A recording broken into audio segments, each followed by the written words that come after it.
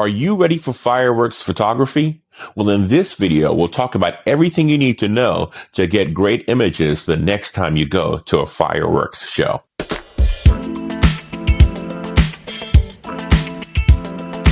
Hi, I'm Lynn Warden from ShutterbugLife.com, and today we want to talk about getting great photos of fireworks.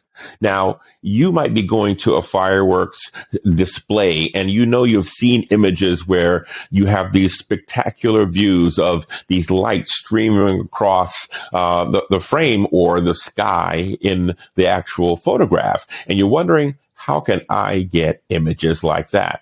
Well, first, I'll talk about the gear you need, and then we'll talk about the settings, and you should be on your way. All right? So to get great photographs of fireworks, you need a DSLR or mirrorless camera. And when I say that, I mean a camera that you can go and shoot in complete manual mode. You always hear people talking about shooting in manual. Well, that's going to be a requirement, and I'll tell you why a little later in the video. But you're going to want one that will let you go and photograph in either the M or manual mode or the B or bulb mode. So you'll either see an M or a B on your dial, and that's how you know this is the kind of camera body that you will need to get great fireworks photographs. Next, you'll need a lens, of course, a decent lens, and I would get a lens that and make sure I have my lens hood on my lens, because a lot of times you have the lens hood on and they have it turned backwards. And of course, it serves no purpose that way. But when you have it forward, if there's light coming toward the lens, it can go bang around inside the lens and then create this sort of a translucent looking flare on your image. And you don't want that. But the lens hood can block some of that light from going straight into the lens. So this is a great thing to have when you are doing your fireworks show or any kind of night photography. Okay, then you'll probably need a really sturdy tripod, and you want to be able to take the camera out of your hands when you are taking the image, because you're gonna need to be able to let it shoot without touching it, and I'll explain a bit about that too. And so in order to do that, you'll also need a remote control or a cable release, which is something you can use to depress the shutter without touching the camera physically. So you'll get that cable release or remote control. Some will even have what's called an intervalometer, and that will let you program multiple images from the camera without actually touching it. On some brands, you can actually control it with an app. I know, Canon has what's called a Camera Connect app, and I'm guessing most manufacturers have something similar that you can use to control or depress the shutter from your smartphone. So again, these are ways that you can depress the shutter without touching the camera. Now, if you don't have any of those options, most cameras will have a self-timer option, and you've seen that you will be like 2 seconds or 10 seconds, or let you program some variety of time that when you depress the shutter, it will count down that interval of time and then take the shot. So let's say you program it for 2 seconds and you depress the shutter, it goes 1, 2, and then shoots. So it gives you time to get your hand off the camera, and any movement the camera might be doing will settle down and stay and be steady. So these are ways that you might be able to get great, to get your hands off of the camera and depress the shutter, which is what you'll need to do to get great images at night or long exposure images. In some cases of night photography, you'll even use what's called a neutral density filter. It's a filter you'll put in front of the camera, and it basically will be like sunshades. It's neutral in color, but it blocks the amount of light coming in so that you can get longer exposures than the camera typically would allow you to get. And so you might not need that so much with your fireworks photography, but it comes in handy at times when you're trying to do long exposure. So that's what you'll need. You got yourself a camera, you've got a lens with your lens hood, you've got a sturdy tripod, you've got some way of depressing the shutter without touching the camera, and now you're ready to go. So how do you set it up? I'm sure you know that there are three ways that we control the amount of light that will come into a camera. That's how wide the shutter opens when it opens and closes, how fast it opens when it opens and closes, and then the overall sensitivity to light, which we know as ISO, and that used to be film speed. So you've got these three variables and these three levers that you use to control the amount of light.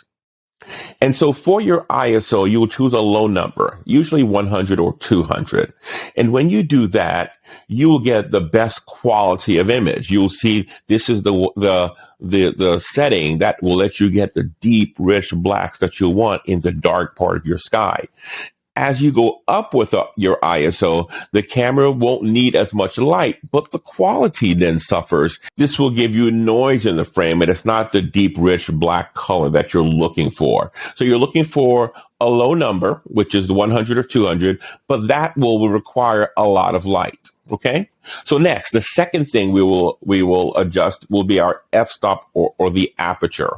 And for that, we'll give a larger number, usually f11 or higher is what I would go for.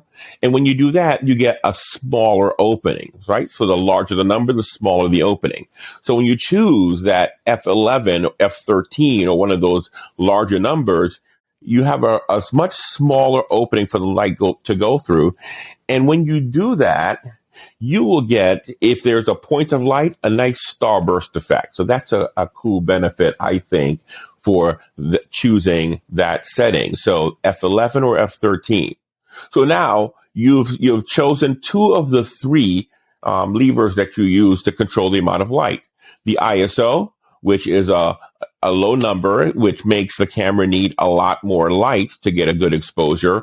And you've chosen a small opening of the aperture, so you've constrained how much light can come through. So it's a small opening, so it takes a longer time for light to go through.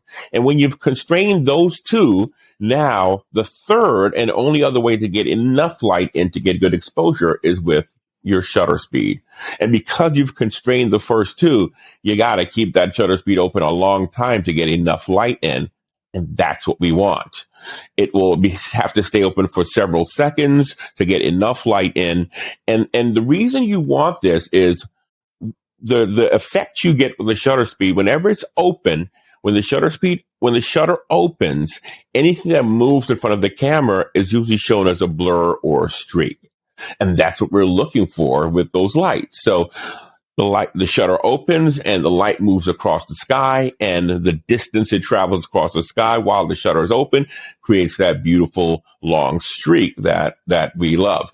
Now, you've probably seen this in photographs of cars driving by at night, and you'll see the long red streaks. And that just basically shows you the distance the car has traveled while the shutter was open.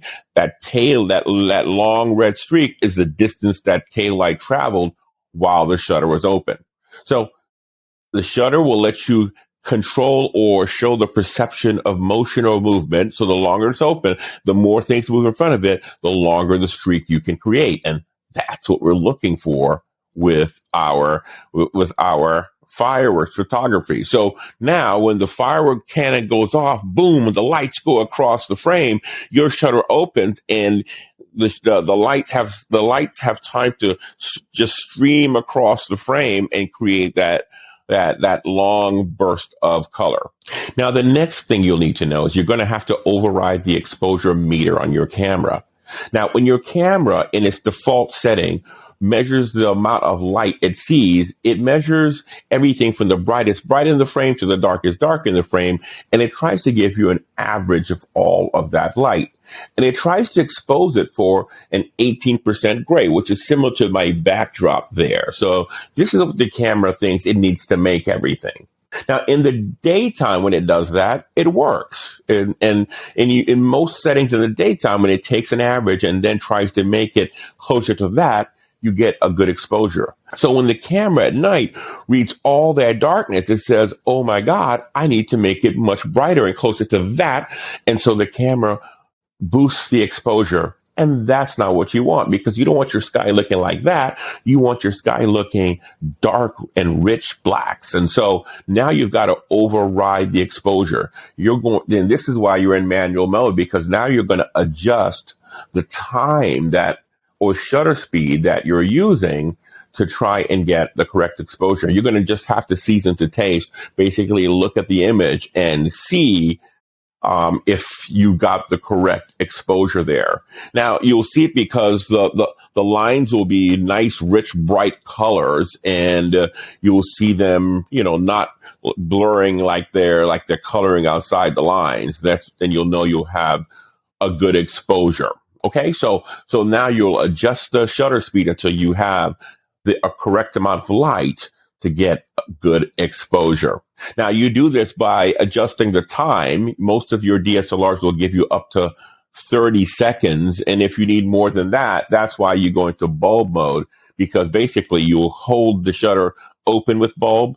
As long as you depress it, it will stay open. And when you release it, it closes in bulb mode. So it's really a manual way of depressing it. And then you can choose how long you want to keep the shutter open to get enough light. So you just depress the shutter in bulb, it opens, you release it, it closes, or you just choose, I want 10 seconds, 12 seconds, 13 seconds, and then you'll know at least how much light you're getting in, and you'll see if the exposure works. And the last thing to remember, of course, is the reason we have the cable release or the remote control, or you're using the Selftimer, is because you don't want to touch the camera. The movement that we create or we see when the light moves in front of the camera, that can also happen when we touch the camera. It might move a little bit, and that will create the camera shake or camera blur, and we don't want that. The other thing to remember is if it's a windy day, you'll want to take your camera strap off, because the wind can take the camera strap and flap it around, and that will move the camera as well. You also, when you're extending your tripod, you'll want to use the legs as a way to get it up to the height you need, and not the center column. The center column is the least stable part of that tripod, and of course that can, create with wind that shaking that we don't want to create a blur in the camera. All right, so there you go. We're going to take your camera. You're going to put it on the tripod. You're going to get your cable release remote control or some way to depress the shutter without touching it. You're going to go with a low ISO. You're going to go with a high number or small opening on your f-stop, and then you're going to extend the shutter speed or time until you get the correct exposure. And then when you hear the cannon go boom and the lights go across the sky, you're going to depress the shutter, and you're going to get that long, beautiful exposure you need to get great fireworks photos. All right, that's it. Go out and get you some great fireworks photos. I'm excited for you. Good luck. Let me know in the comments how it worked out for you. And remember, I'll be back again on Thursday with another great video for you. All right? Be safe out there. Take care.